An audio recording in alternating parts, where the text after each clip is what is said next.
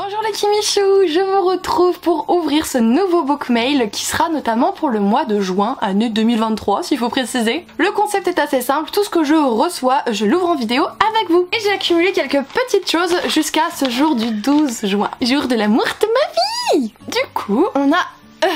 tout ceci. Et j'espère qu'il y aura assez de batterie parce que ça me met que ça clignote rouge puisque j'ai tourné un book mail tout à l'heure. Super. Je suis peut-être un peu luisante, hein. Il fait très chaud et je reviens de l'extérieur, faut pas trop m'en demander. On commence tout de suite avec la maison d'édition Hugo. Je pense que c'est un grand format et je leur ai demandé la lune, clairement toujours à Hugo. Du coup je ne sais pas du tout de quel roman il peut s'agir. On est parti. Les loups du millénaire. Donc déjà le troisième tome, la saga de Sapir à Englard, donc c'est Hugo mais la collection Romantasy. Je vous avoue que j'ai pas encore commencé, c'est pas bien, il va falloir que je m'active le haricot parce que si ça me plaît pas, j'aimerais bien pouvoir dire à Hugo bon bah arrêtez de me les envoyer quoi. Je sais que c'est une histoire entre loups-garous avec une nana qui ne supporte plus les hommes et qui ne souhaite pas en avoir. Et il y a la saison des amours et en fait il y a un alpha qui va vouloir s'acoquiner de la demoiselle parce qu'il a du mal à asseoir son autorité en tant qu'alpha. Il va avoir besoin de cette demoiselle. Merci beaucoup aux éditions Hugo pour l'envoi de ce roman. Je sais pas si vous l'avez entendu, on a été rejoint par un petit gremlin. Celui-ci c'est donc un envoi surprise de la part des éditions Gallimard Jeunesse. Je pense que vous avez compris de quel roman il est question. T'as compris toi Suki? Par contre il colle ça mais comme des zinzins.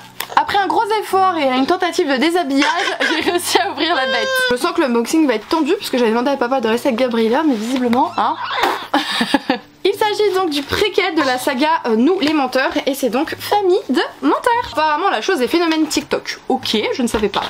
Il y a un petit marque-page à l'intérieur, donc celui-là qui va avec le roman tout simplement.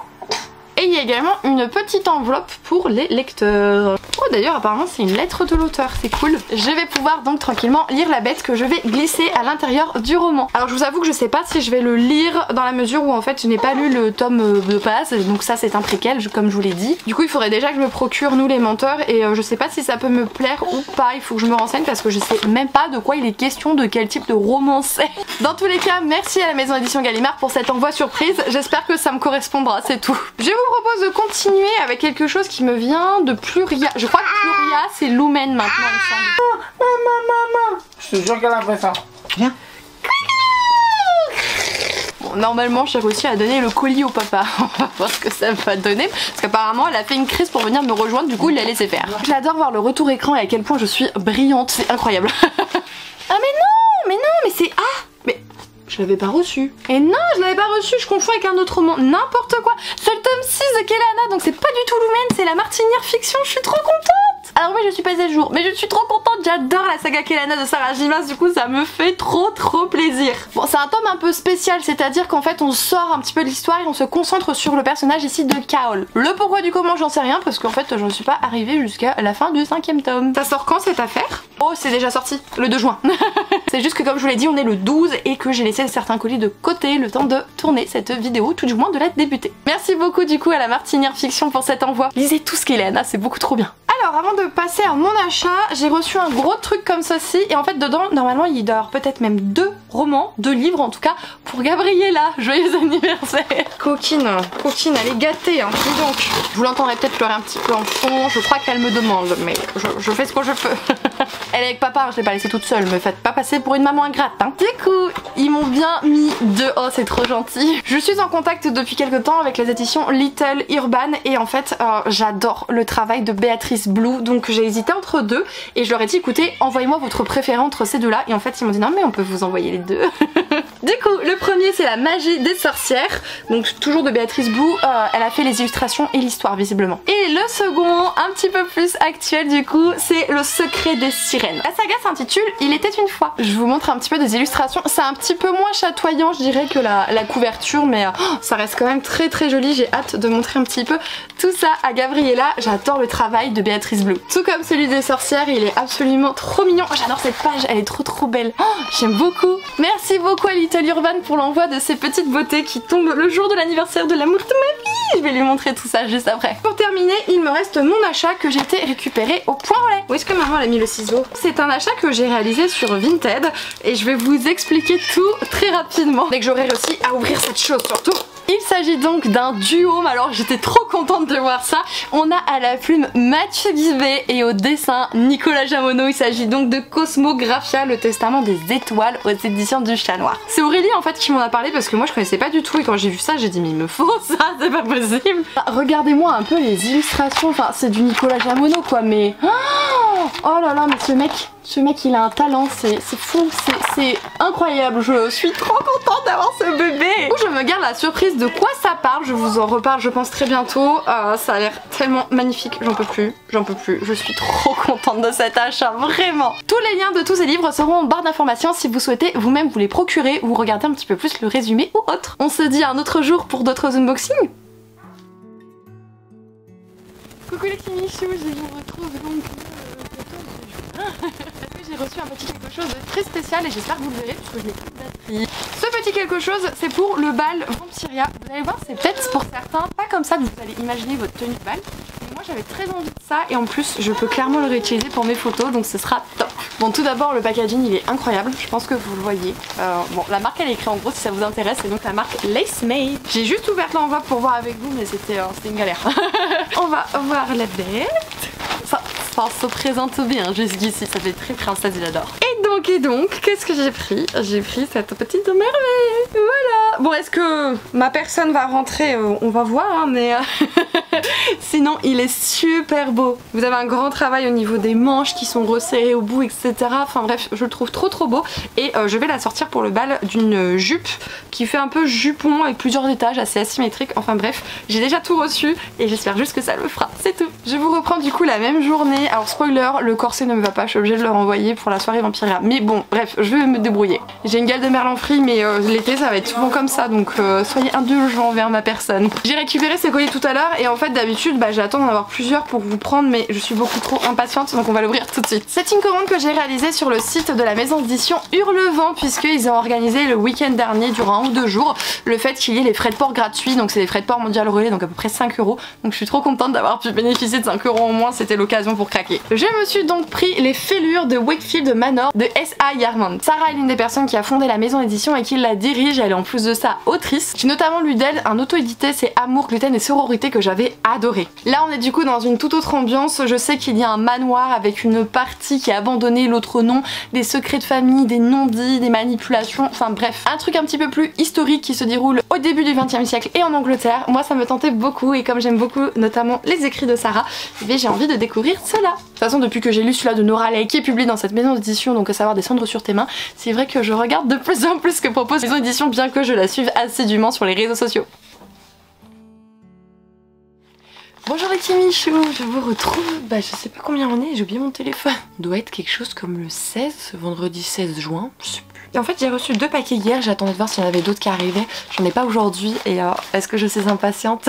Complètement. N'hésitez pas à me dire si ça vous va qu'il y ait des plans ou un petit peu plus courts où il y a moins de trucs à ouvrir sur un même plan. Je sais pas si vous préférez des plans où il y en a plein d'un coup, dites-moi ça. J'ai reçu un premier colis de la part de la maison d'édition Hugo. En fait hier j'ai été à une soirée Hugo mais Stardust et du coup je sais quel paquet il y a dedans. Enfin pas quel paquet mais quel livre. J'ai donc eu la chance de recevoir le tome 3 de la saga Doreen de Raven Kennedy aux éditions Hugo Romantes. Je suis en train de me rendre compte que j'ai même pas mis le tome 2 dans ma pile à lire d'été, n'importe quoi. Donc ça veut dire que je n'ai pas lu le tome 2, vous l'avez compris. Par contre j'ai au moins lu le tome 1. Dans cette histoire, on suit en fait le personnage d'Oren qui est une fille d'or, mais qui est entièrement couverte d'or. Elle est la pouliche royale de Midas. Pouliche, c'est un mot qui peut ne pas plaire, mais grosso modo, elle est sa chose sexuelle privilégiée, quoi. Il faut savoir que Midas c'est quand même quelqu'un d'assez toxique et sournois. Et en fait dans le premier tome il y a toute une partie au sein du château et toute une partie où elle sort du château et là finalement l'histoire va prendre un autre tournant et encore plus à la fin du roman avec l'arrivée de d'autres protagonistes, mais je ne dirai rien de plus. Il n'empêche que la fin du tome 1 m'a vraiment hypée pour découvrir la suite. Suite que j'ai reçue et suite que j'ai reçue du coup. Merci beaucoup aux éditions Hugo Romantesi pour ce service de presse. Il me reste également un colis des éditions, alors c'est envoyé par Pluria et je me souviens de vous avoir dit la dernière fois, c'est quoi Pluria, je sais plus. Du coup c'est soit l'humaine, soit la martinière fiction. On va être vite fixé. C'est la martinière fiction. Ah mais pas trop mauvais, j'ai une demi-passoire au cerveau. Puisque j'ai reçu le 2e tome de la saga de Perles de Corail, c'est donc Le Lien de sang de Mara Rutherford aux éditions de la martinière fiction. Et j'ai encore omis de mettre le tome 1 dans ma pile à lire d'été. Elle sort quand la belette? Pour le 9 juin. vous êtes tranquille, c'est déjà sorti. Et d'ailleurs, lui est sorti quand? Le Glim, là, je vous l'ai présenté juste avant. Le 21 juin, ce sera déjà sorti. Dans l'histoire de Perles de Corail, il me semble qu'en fait, sur la petite île, vous avez régulièrement une personne qui est choisie pour devenir l'épouse du roi, quelque chose comme ça. Et en fait, cette année, c'est l'une des sœurs jumelles qui est choisie. Je sais plus s'il se passe quelque chose, mais finalement, c'est pas la bonne jumelle qui va être envoyée là-bas. Ou alors je me trompe, c'est la bonne jumelle, je sais plus, j'ai un doute sur ça. Et en fait quand elle va être envoyée là-bas, bah ça va être très compliqué parce qu'en termes de complot et d'intrigue, elle va se rendre compte qu'ils en ont après son île natale quoi. Et il me semble que la sœur restante va tout faire pour essayer d'aller la retrouver. C'est pour ça que je sais plus si c'est une histoire de bonne ou mauvaise jumelle, j'ai un doute là-dessus. Mais ça me disait vraiment beaucoup et c'est pour ça que même si je n'ai pas lu le premier tome, j'ai demandé la suite à la maison d'édition. Du coup je la remercie chaleureusement de m'avoir fait parvenir ce service de presse. Et nous on se dit à un autre jour.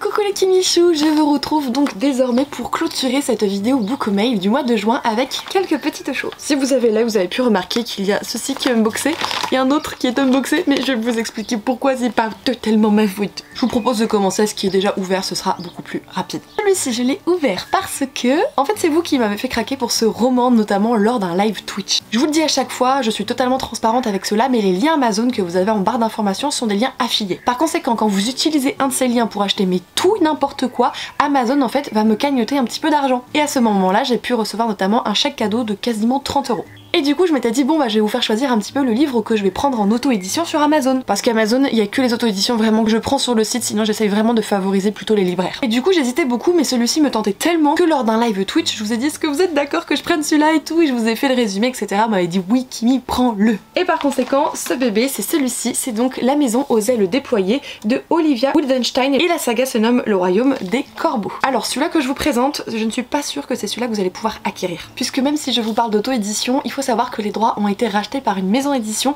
et donc la saga verra le jour au sein d'une maison d'édition d'ici la fin de l'année. Étant donné qu'ils ont fait un teasing et que c'est très facilement devinable, je peux vous dire que ce sera publié chez la maison d'édition Korrigan. Donc moi l'édition que j'ai, c'est donc une édition collector, alias un Tokitok. Et quand on les déshabille, il est trop beau, regardez-moi ça.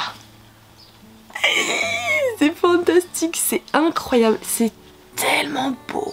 Pololo. Donc n'hésitez pas à surveiller un petit peu l'Instagram de la maison d'édition pour savoir un petit peu plus. Alors je ne sais pas grand chose de tête, mais il y a une toute petite phrase d'accroche si jamais. Je ne suis pas l'un de tes corbeaux, je ne t'appartiens pas. Tu appartiens au ciel, et le ciel, il m'appartient. Franchement ça a l'air plutôt très sympathique. Je crois que sur Amazon il y a encore l'ebook de disponible. Si je trouve quelque chose, je vous le mettrai en barre d'informations de toute manière. Et la deuxième chose que j'ai déjà unboxé, en fait je pensais pas du tout que ça avait un lien avec Kimi Collection. C'est-à-dire qu'en fait on m'a fait parvenir le magazine Animeland, donc c'est le numéro 243 sur le parc Ghibli. Alors en soi je ne sais pas si ces personnes me connaissent, même si j'ai eu un petit mot personnalisé avec un petit dessin, des petites signatures. Il faut savoir que je suis une grande amoureuse et fervente admiratrice du studio Ghibli. Si vous ne connaissez pas Ghibli, c'est un studio d'animation japonais. Vous pouvez y retrouver notamment des titres extrêmement connus comme Le Voyage de Chihiro, Le Château ambulant ou encore Princesse Mononoke. Et du coup ces magazines nous proposent un zoom là-dessus, mais pas que. Oh, on parle de Makoto Shinkai, je suis trop contente, faut vraiment que je le lise. Pour moi, je vais être honnête avec vous, Makoto Shinkai c'est le nouveau Hayao Miyazaki. Donc autant vous dire que je suis de près ce qu'il propose, mais sa dernière création je l'ai pas vue, c'est Suzume, et du coup j'aimerais vraiment beaucoup la voir. Il y a d'autres fans des studios d'animation par ici? On va vraiment passer à l'unboxing à proprement parler, et en soi j'ai deux colis. Tout d'abord celui-ci qui me vient de chez Rajo.